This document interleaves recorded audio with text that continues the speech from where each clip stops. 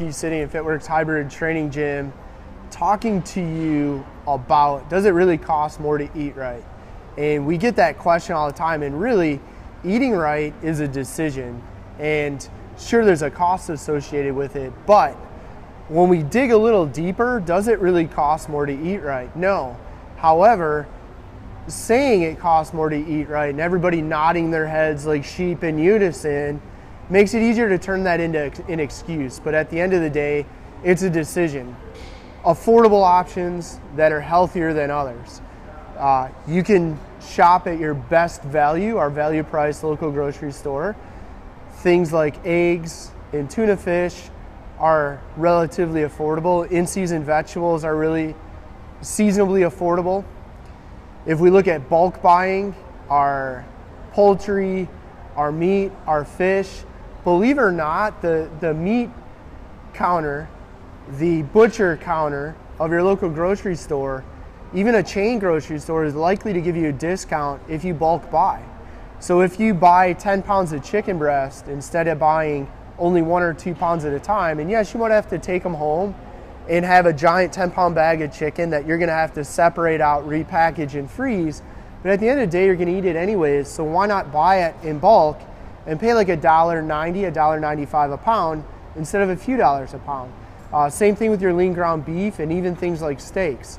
They can be purchased a lot more affordably if you simply walk up to the meat counter, walk up to the butcher counter and say, hey, do you guys give a discount if I buy in bulk? And a lot of times, even the chain grocers will do something like that for you. And if you have a locally owned meat market or butcher shop, a lot of times those places, they'll outright advertise, 20 pounds of chicken breast, here's the price. You may not be able to walk out of the store that day with it because they use that as filler work in their slow times. You might be able to place the order and go back in 2 or 3 days and pick up your 10 pound, 20 pound, whatever it might be. So again, it's a matter of making decisions. And an example I use all the time, even in a gas station convenience store, actual convenience store, a mini mart, a quickie mart, whatever you want to call it, they may have that bag of like the flaming hot Cheetos or flaming hot chips for $1, $2, $3 or whatever, but you can almost always find the hot peanuts, 2 packs for $1.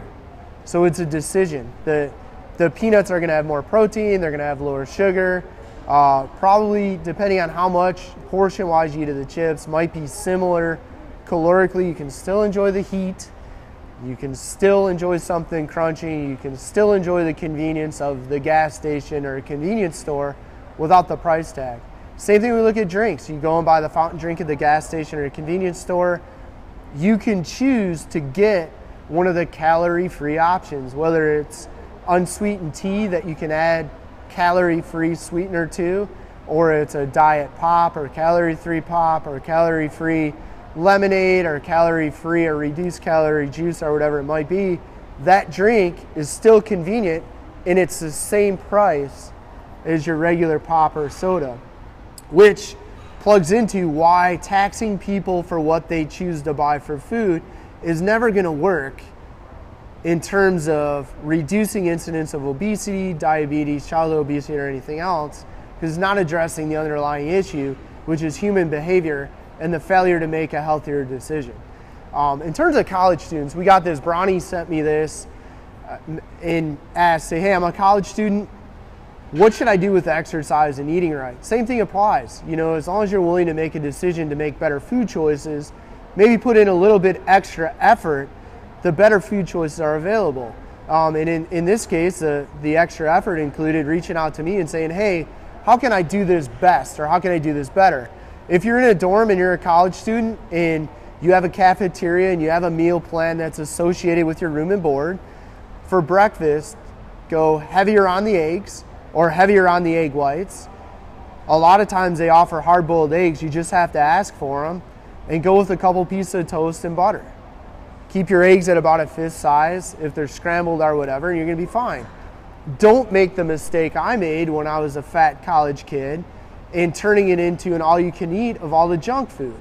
If they're having pancakes in syrup, you don't need to go back up and get more 3 or 4 times. So again, at breakfast, focus on the eggs. As for hard-boiled eggs, which by the way, A lot of times you can ask for hard-boiled eggs and take them out of the cafeteria and bring them back to your dorm room and eat them later. So it's a way to get some portable, high protein, moderate fat, moderate calories food that you're already paying for. You can take them out of the cafeteria, bring them back to your room, put them in your mini fridge, and eat them midday, mid-afternoon, mid-evening when you're watching TV, do your homework or whatever. At lunch, almost every cafeteria, even back in my day, which is over 20 years ago, had a salad bar of some type. Go load up on the stuff you could grow in a backyard garden. So load up on spinach and lettuce and onions and mushrooms and celery and cucumbers and tomatoes and on and on and on and on. Use a moderate, a couple tablespoon amount of Italian or vinaigrette dressing. Eat that first, drink some water, and then again, load up on your lean proteins. So focus on your chicken, your beef, even if they have pork at lunch, stay away from the fried stuff. If they have all-you-can-eat pizza, don't do the all-you-can-eat pizza every day at lunch. Don't load up on the cheese sticks. Don't load up on the loaded nachos.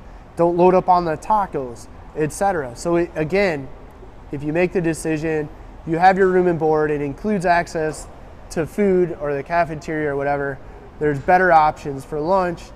Again, same thing for dinner. Repeat, hit the salad bar, load up on your lean proteins. Proteins would be anything that was walking, flying, or swimming. You don't want it deep fried. You don't want it loaded with fat. Trim the visible fat, and you're going to be fine. In regards to carbohydrates, carbs aren't bad. They're not necessarily the enemy. It's just easy to overeat them, and it's not that you can't eat overeating carbs is necessarily bad. It's just, it's easy to grossly overeat and have too many calories. And at the end of the day, if we have too many calories, no matter where they come from, you'll struggle to be happy, healthy, well, or lose pounds and inches. So at dinner, have a serving of carbs. That could be rice, it could be pasta, it could even be bread.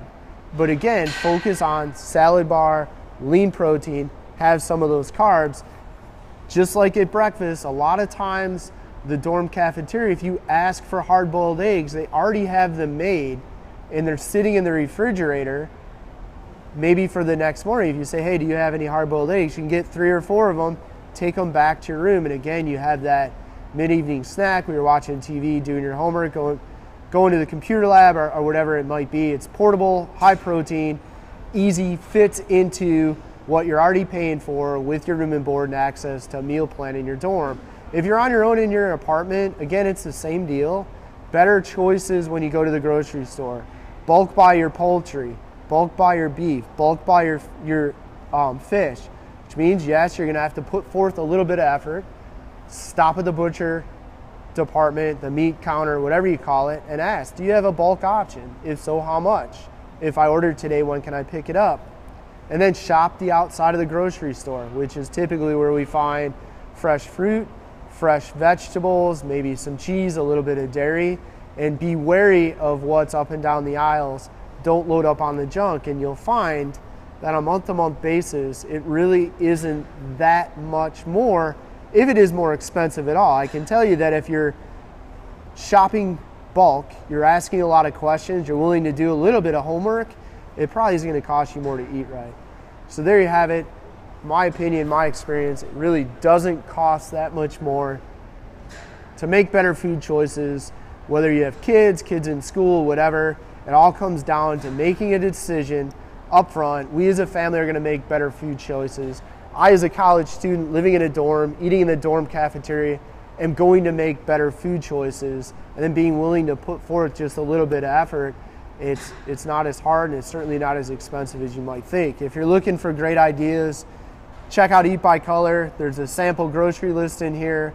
They'll help you reduce the amount of work you have to do to make sure you're putting the right things in the cart for your family, your household, your kids, yourself. Again, if you're living in that college apartment, same thing. It's going to give you that grocery list or a starting point to make sure you're getting the right stuff. If you're living in the dorm, same thing. Maybe your dorm doesn't serve food on the weekends, or maybe you only get breakfast and dinner, you don't get lunch. Eat by Color, if you flip to Appendix A, 6 or 7 pages, the information you need to help make it easy to make better food choices when you're at the grocery store. I'm Binkowski at Fitworkz Hybrid Training Gym in DeKalb, Illinois. Thanks for checking us out.